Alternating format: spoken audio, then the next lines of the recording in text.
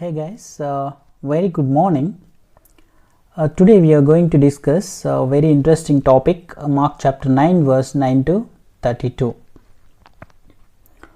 Before starting our Bible study, you have to read these verses twice to thrice, and so that we can understand the whole concept in an effective way.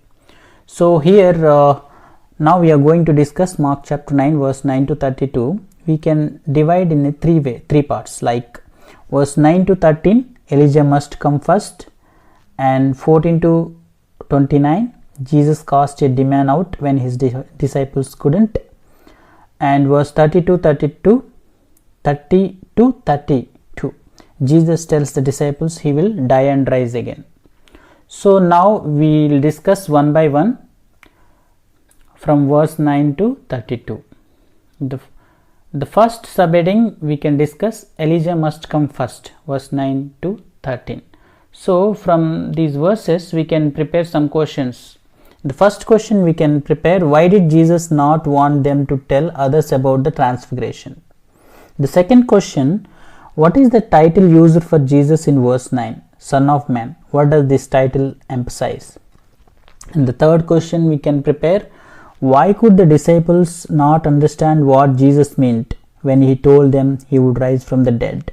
And the fourth question, how would you answer their questions in verse 11? Did Elijah come to prepare the way for Jesus? And was John the Baptist Elijah? What is Jesus' point in the latter part of the verse 12? So in this way we can prepare many questions from these verses. Elijah would come before the great and terrible day of the Lord. He will go before them in the spirit of power of Elijah. And about Elijah and John the Baptist, we can look at Matthew chapter 11. And now we will discuss verse by verse. He gave them orders not to relate what they had seen. It was not the right time to talk about Jesus' transfiguration. Jesus had a specific plan for what he wanted to reveal and when. Too early, and it could stir up too much opposition from the religious leaders and too many of the common people trying to anoint him as a king and Rome killer. Until the Son of Man, the title Son of Man is one that Jesus often used for himself. It highlights his humanity and his role as the representative of the human race. If you can look at chapter Romans 5 verse 12 to 21, as the representative of all the people, Adam brought sin into the world. And Jesus likewise solved the problem of sin for all the humanity. This is an interesting time to use the phrase. It is right after Jesus revealed his divinity to them during the transfiguration. They were terrified when Jesus showed his glory. It is almost as if Jesus is reminding them not to fear because he is a person too. Throughout the Gospels, we see both Jesus' divinity and his humanity. Focusing on either one to the execution of the other would be a mistake. Rose from the dead. This is the second time in as many chapters Jesus started telling them about what was going to happen to him. They could not fathom it. In fact, the phrase seems pretty self-explanatory, but Jesus often used parables. So it seems that the disciples thought that Jesus must be using a parable here, and they could not figure out what symbol rise from the dead was. But in fact, it was not figurative but literal. Why is it that the scribes say that Elijah must come first? When you look at Malachi chapter 4 verse 5 to 6, this was a well-known prophecy. What the scribes couldn't see is that the Messiah coming was split into two distinct parts. Elijah would come before the second coming, which is referred to as the great and terrible day of the Lord. Jesus' answer, basically Jesus said that the prophecy is true and Elijah does come first. On the John the Baptist and Elijah, John the Baptist's ministry We can look at Matthew chapter and Luke chapter and John chapter also. John came in the spirit of Elijah and has many similarities as alone. Bold truth speaker, his ministry function was similar to Elijah and was blessed in a similar way to Elijah's. But since the Bible does not teach reincarnation, we can conclude that he was not Elijah. But Elijah will still come back as himself before the dreadful day of the Lord. When we look at Malachi chapter 4 verse 5 to 6, just now we read, Jesus' coming was split into parts and Elijah is in a way as well. His first coming is figurative coming, which John the Baptist fulfilled by modeling his ministry and teaching with the same bold, frank truth. The second time he will still come physically. However, Jesus doesn't just focus on answering the question like he does so many times. He asks another questions in return, asking how they don't realize that the Messiah must suffer. In other words, they picked and choose which prophecy to pay attention to and which to ignore depending on which they liked the best. Elijah was a famous prophet and well respected. It is natural that they would have been excited to see Elijah come again. Yet they wanted the Messiah to come in power and glory and free them from the Romans and set up a great Jewish empire which would rule the world. The prophecies of the Messiah suffering and being treated with contempt didn't fit with that narrative. They made them uncomfortable and they couldn't understand it. So it was easier to just ignore those. Do we do the same thing? We do. Sometimes we to pick and choose what we like from the Bible. We have certain pet peeves which we hang on to and talk about again and again.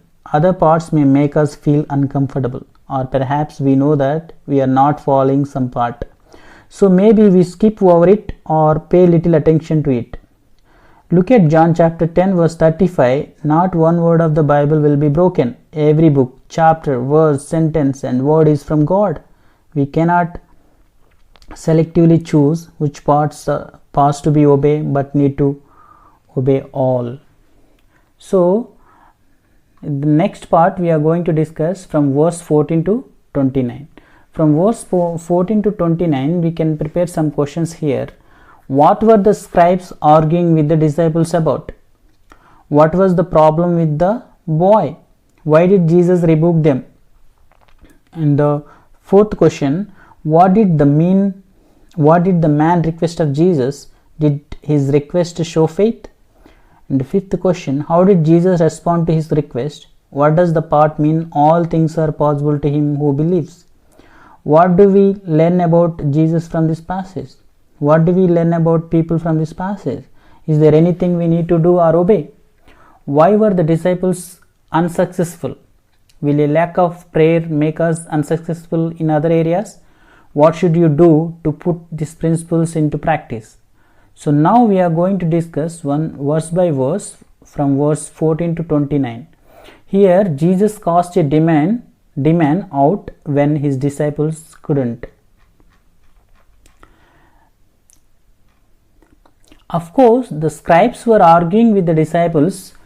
That is just what they do. Some people are just like that. Have you ever met someone that just likes to argue? Generally speaking, it is better not to engage them, since people that like to argue are not teachable and will just argue with whatever we say anyway. In verse 18, this seems to be an especially evil demon, if that is even possible. You can see here the destructive and evil nature of Satan and his demands. There doesn't seem to be a lot of purpose or lot of strategy beyond perhaps embarrassing the disciples. It possessed this boy from childhood. It seems to enjoy violence just for the sake of violence. This is the worst kind of evil.